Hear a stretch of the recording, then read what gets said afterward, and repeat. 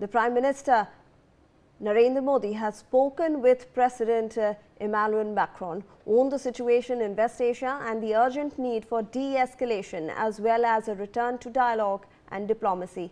In a social media post on X, he stated, and I quote here, "We look forward to continuing our close coordination to advance peace and stability in the region and beyond." Major General Bansal, if I can get you on this, we are obviously seeing a lot of nations calling for de-escalation, calling for dialogue. Our Prime Minister Narendra Modi has spoken to a host of leaders in the region as well as in Europe, and he has spoken about how there is an urgent need for de-escalation of this conflict that is occurring. This is a very good move, and India really has been talking from the very beginning that any differences or any dispute has to be resolved by dialogue and diplomacy, which our Prime Minister was told during the Ukraine and Russia war in the Russia itself. So that is the final thing. But the problem is that there are the three, as has been told by Mr. Singh, there are three parties in this: Iran, Israel, and America. Now, Israel wants to finish the threat which he is facing all the time from Iran, and Iran is surviving. America wants to fulfill his ambitions, that he wants to neutralize all that, whatever the missiles are there or any nuclear program and a proxy. Now, until unless these things are met in, there will not be any kind of compromise. Now, mediation, I think it will not work out because the mediation has been tried earlier. So the demands from both sides, if we talk between America and Iran, the Iran says the Iran side is that our sovereignty is to be maintained. We can pursue our nuclear as well as the missile program, and whatever loss has been occurred, that should be compensated. All the sanctions should be lifted. While America wants the total unconditional surrender, so which will not be possible. So I don't think so that any mediation will work under these circumstances. Of course, efforts are to be made, and there's the back channel between America and Iran also to talk. It is not that there is any lack of communication or the communication is broken. Communication is there and can be restored also. But problem is that nobody is budging out from their stance. And Israel, of course, whatever best they can get, they are trying to do it. So as far as the Palestine issue is concerned, it is now has gone the back burner. Nobody is talking about it. Of course, President Trump has made a board of peace, and that worked out something. But neither the Iran is talking about Palestine, nor anybody is talking about the Palestine. The only thing is, the Iran has got its own conditions that yes, we must be allowed to maintain our sovereignty, but nobody is mentioning that was not the cause. Of course, initially Hamas started from there, and that was if you see, it was the Hamas who attacked in Israel, and they murdered 1,200 people and hostage of 250, and that in the meantime, Israel attacked on Gaza, and Gaza is being demolished and destroyed completely. About 70,000 people, 70,000 Palestinians, they were killed. And then it went to Iran. So that was the flashpoint. In the meantime, all the leadership has been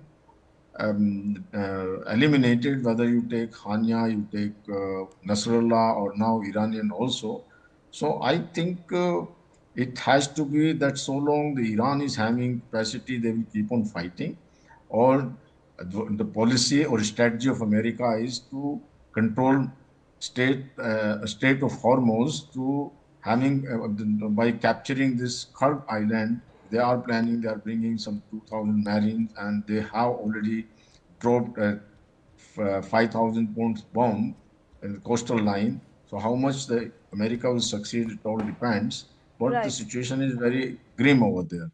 Over to you.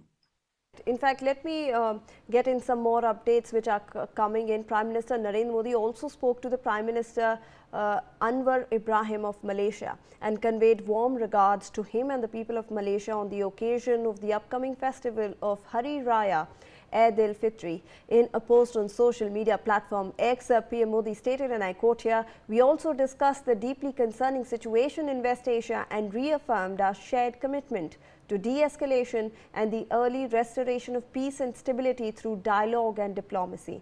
Let me rope in Mr. Singh on this. Mr. Singh, do you believe that dialogue and diplomacy is something that is possible in terms of the situation that is in fact occurring right now? But before I come to you, we also know that there is in fact following his phone call with French President and the Malaysian Prime Minister Narendra Modi also held a telephonic conversation with Sultan Haitham bin Tariq of Oman. During his phone call, Prime Minister Narendra Modi conveyed advanced Eid greetings. Both the leaders further agreed on the need to prioritize dialogue and diplomacy for de-escalation and subsequent restoration of peace and stability. So like Mr. Singh, like I was pointing out, the Prime Minister has spoken to a lot of global leaders, and he has also spoken to a leader from the region, Oman, which is impacted because of this war. Do you believe that dialogue and diplomacy is something that can be achieved given the state that we are in regarding this war? You see, Shivani, you have rightly mentioned our Prime Minister has interaction with the French President, Oman leaders, Malaysian leaders. Definitely the current situation in West Asia might have been discussed. And I don't think India is in a position to mediate right at the moment.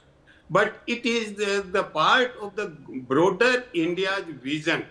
India's vision is to keep Indian Ocean peaceful and stable and keep the great powers and the superpowers away from Indian Ocean, for which India was visioning a trilateral dialogue, Gulf cooperation countries, France and India. And they wanted to ensure the security and stability in the Indian Ocean region. So definitely India might be interested to get involved some of the Southeast Asian countries as well, keeping the superpowers and great powers away from Indian Ocean.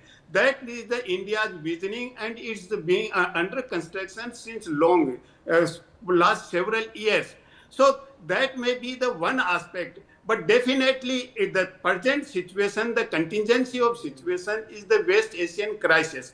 So definitely the French president might have talked with the Indian Prime Minister how to bring situation under control, whether the dialogue and diplomacy can get hold of the situation, and whether there will be some possibility of the ceasefire. And similar talk might have been with the Malaysian leader and the Omanian leader, since Oman was initially involved to bring United States and Iran together. And Oman also issued a statement after the war broke out that Iran and US were nearer to negotiation. The draft was being prepared. So Oman is also keenly involved in the whole situation. So whether Oman can take alone initiative or there can be some joint effort by France, India, Oman and Malaysia, that possibilities can be explored. But right at the moment, it's the foregone conclusion. I don't think any initiative for mediation might be taken while talking with these leaders. Right. So India is interested in the dialogue and diplomacy, but I don't think India in a position to mediate right at the moment. It may take some time if the situation becomes ripe, and these countries may come together to request and to mediate in some way. Over, Shivani. All right.